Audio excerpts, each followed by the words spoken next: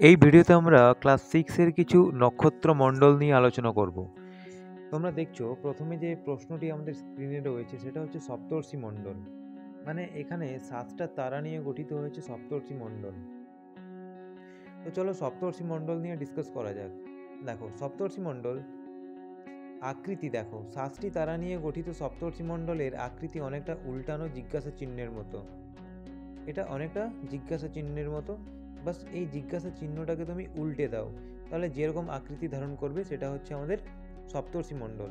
নামকরণ দেখো, নামকরণ পুরাকালের সপ্ত ঋষির নাম অনুসারে এই নক্ষত্রমণ্ডলের নাম হয় সপ্তর্ষি মণ্ডল। মানে 7জন ঋষির নাম অনুসারে এই নক্ষত্রমণ্ডলের নাম হয়েছিল সপ্তর্ষি মণ্ডল। দেখতে পাওয়ার সময় দেখো গ্রীষ্মকালে, বিশেষ করে এপ্রিল মাসের রাতে সবচেয়ে ভালো দেখা যায়। এপ্রিল মাসের রাতে সবচেয়ে ভালো দেখা যায় এই সপ্তর্ষি মণ্ডল। এবং বর্ণনা দেখো, উপমহাদেশের জ্যোতির্বিদগণ 7জন ঋষির নামে সপ্তর্ষি মণ্ডল নাম দেন এটার। এই সপ্তর্ষি মণ্ডলের 7টা ঋষির নাম দেখো, এই ছবিতে তোমরা দেখতে পাচ্ছ। মরীচি, বশিষ্ঠ, অঙ্গিরা, অত্রি, পুলস্থ, ক্রতু, তারপর পুলহ, এই 7জন ঋষির নাম অনুসারে এই নক্ষত্রমণ্ডলের নাম হয় সপ্তর্ষি মণ্ডল। এখানে দেখো যে 7টা নাম বললাম সেই 7টা নাম দেওয়া আছে: মরীচি, বশিষ্ঠ, অঙ্গিরা, অত্রি, পুলস্থ, পুলহ এবং ক্রতু। ক্রতু ও পুলহকে কাল্পনিক সরলরেখা দ্বারা যোগ করলে ওই রেখা একটি উজ্জ্বল নক্ষত্রের ওপর দিয়ে যায়, যার নাম হচ্ছে ধ্রুবতারা। দেখো ক্রতু এবং পুলহকে আমরা যদি কাল্পনিক রেখা দ্বারা যোগ করি, ক্রতু ও পুলহকে কাল্পনিক রেখা দ্বারা যোগ করলে যে রেখাটা যাচ্ছে, যার উপর দিয়ে যাবে, সেটা হচ্ছে শুকতারা।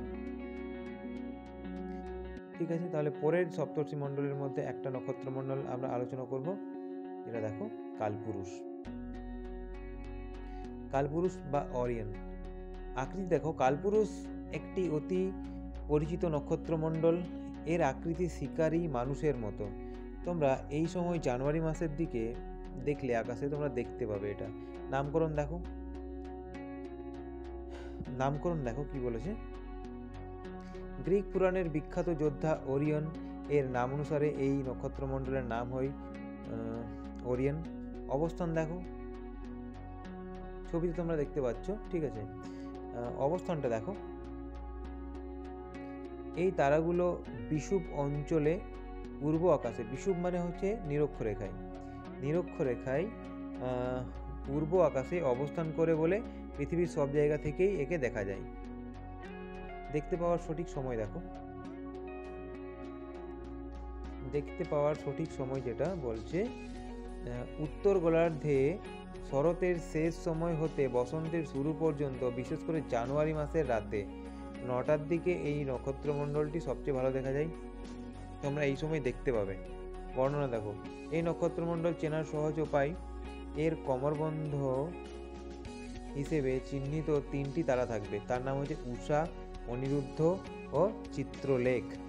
এটা থাকবে কোমরে, বেল্টের মতো করে। এরপর দেখো, এদের উত্তর দিকে কালপুরুষের ডান কাঁধের প্রতীক হিসেবে রয়েছে আদ্রা এবং বাম কাঁধে রয়েছে কার্তিকেয়। বাম কাঁধে রয়েছে কার্তিকেয়, ডান কাঁধে রয়েছে আদ্রা। ডান পায়ে কার্তবীর্য এবং বাঁ পায়ে রয়েছে বামরাজা। মাথার উপরে বেশ কয়েকটি তারা দেখা যায়, এদের একত্রে মৃগশিরা বলা হয়। তো এইটুকু থাকছে তোমাদের কালপুরুষের ওপরে বা অরিয়নের উপরে। এ দেখো তোমরা ছবিতে দেখতে পাচ্ছ, অনিরুদ্ধ, উষা ও চিত্রলেখ, এটা কোমরটা, ঠিক আছে। এটা হচ্ছে একটা হাত, কার্তিকেয় বাম কাঁধ, বাম কাঁধেটা, ডান কাঁধে রয়েছে আর্দ্রা। আর মস্তকে কিছু তোমার নক্ষত্র দেখা যায়, এগুলোকে বলে মৃগশিরা। এবং বাম রাজা ও কার্তবীর্য। এইভাবে ছবিটা তোমরা দেখতে পাবে। এরপর দেখো যে নেক্সট আমাদের আছে ক্যাসিওপিয়া। নক্ষত্রমণ্ডলের একটা নক্ষত্রমণ্ডল হচ্ছে ক্যাসিওপিয়া। তো ক্যাসিওপিয়া দেখছো তোমরা উল্টানো এম অক্ষরের মতো রয়েছে। দেখো ক্যাসিওপিয়া একটি নক্ষত্রমণ্ডল, এর আকৃতি ইংরেজি এম অক্ষরের মতো। একে নভেম্বর মাসে উত্তর আকাশে দেখা যায়। গ্রিক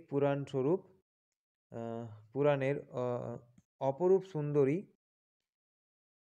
সুন্দরী ও দাম্ভিক রানী ক্যাসিওপিয়ার নামানুসারে গ্রিক পণ্ডিত টলেমি এই নক্ষত্রমণ্ডলের নাম করেন ক্যাসিওপিয়া।